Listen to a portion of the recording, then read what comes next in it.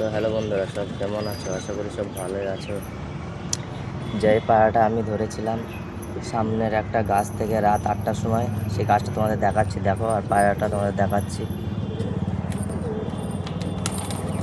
ওই দেখো, আমাদের বাড়ির থেকে একটুখানি দূর এই গাছটার উপরে ছিল।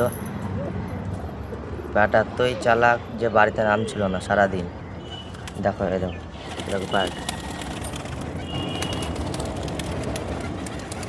পায়রা দেখো, এই পায়রাটা কী পায়রা আমি সঠিক জানি না, আর দেশি পায়রার মতো তো লাগছে। তারপরে এবার কী পায়রা তোমরা কমেন্টে জানাবা। খুব কষ্ট করেছি এই পায়রাটাকে ধরার জন্য। ফাইনালি ধরে ফেলেছি পায়রা। তোমাদের একটা ভিডিওতে বলছিলাম, ভিডিওটা ছাড়তে পারিনি।